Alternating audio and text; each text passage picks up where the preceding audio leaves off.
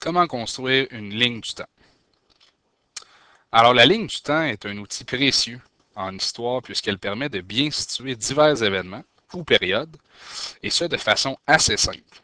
Donc, ce sont les raisons pour lesquelles nous utilisons une ligne du temps en histoire, et ensemble, nous allons apprendre comment bien construire une ligne du temps, comment la comprendre, comment bien la dessiner. Alors, une ligne du temps doit inclure tout d'abord un titre, et souvent on l'oublie, et nous ne devons pas l'oublier. Alors, notre titre pour la ligne du temps que nous allons faire ensemble, les événements marquants du 20e siècle. Donc, c'est souvent un titre général. Par la suite, la ligne du temps elle-même doit être présente. Nous voyons ici notre ligne du temps. Et ensemble, nous allons apprendre comment calculer justement l'échelle de cette ligne du temps. Comment nous donnons d'années, par exemple, à chaque centimètre d'une ligne du temps. Par la suite, les événements ou périodes à placer sur sa ligne du temps. Ici, nous avons 5 événements à placer. Donc, la Première Guerre mondiale, la crise économique des années 30, la Deuxième Guerre mondiale, la guerre du Vietnam et la chute du mur de Berlin. Par la suite, une légende. Dans le cas ici, voici notre légende. Souvent, il inclut la couleur est très bénéfique puisque ça permet justement de mieux comprendre notre ligne du temps. Certains événements nous sautent aux yeux, donc c'est bien d'inclure de la couleur.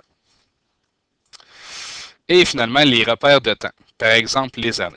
Alors ici, nous avons le résultat final de notre ligne du temps avec notre titre, nos événements, notre légende, notre ligne du temps et nos repères de temps, c'est-à-dire les années.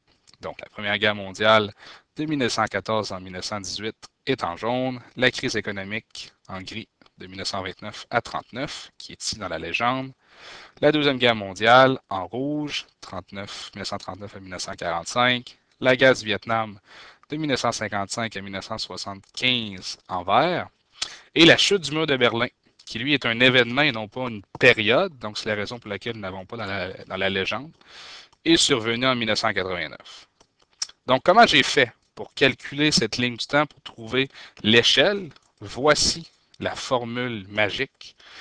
Alors, nous devons découvrir notre période couverte. Alors, notre période couverte, en fait, c'est les dates extrêmes de notre ligne du temps, donc de la plus récente moins la plus lointaine.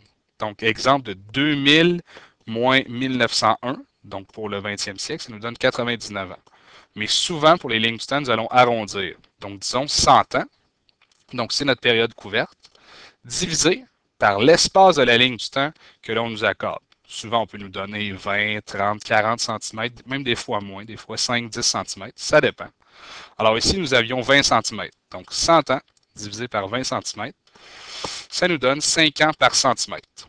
Donc, à partir de cette formule, nous avons dessiné cette ligne du temps. Alors, nous voyons, nous commençons en 1900, et un carré par la suite, bien, nous avons 5 ans, donc 1905, 1910, 1915. Et on voit ici que la Première Guerre mondiale débute en 1914. Donc, j'ai placé mon repère juste avant 1915. Et ça, on le fait à l'œil. OK? C'est pas quelque chose. Il faut que ça soit précis, mais pas obligé d'être trop précis. Voilà. Alors, là, nous continuons 1915-1920 et la ligne du temps se continue comme ça jusqu'aux années 2000. Donc, c'était la formule pour bien dessiner notre ligne du temps. Et aussi, dernier cas, nous pouvons briser une ligne du temps si d'un événement à l'autre, il y a une trop grande distance les sépare. Exemple, si nous avons 3 éléments à placer, l'arrivée des premiers occupants en Amérique en 12 000 avant Jésus-Christ, et par la suite, nous avons 2 autres événements en 1492 et en 1608. Donc, on voit que l'espace entre les événements est très, très grand. Donc, nous pouvons briser, nous voyons aussi la ligne du temps, pour mieux la construire, en fait. Donc, ça ici, c'est un cas classique où est-ce que nous pouvons briser une ligne du temps pour bien situer nos éléments dans notre ligne du temps. Alors voilà, c'était la façon de bien construire une ligne du temps.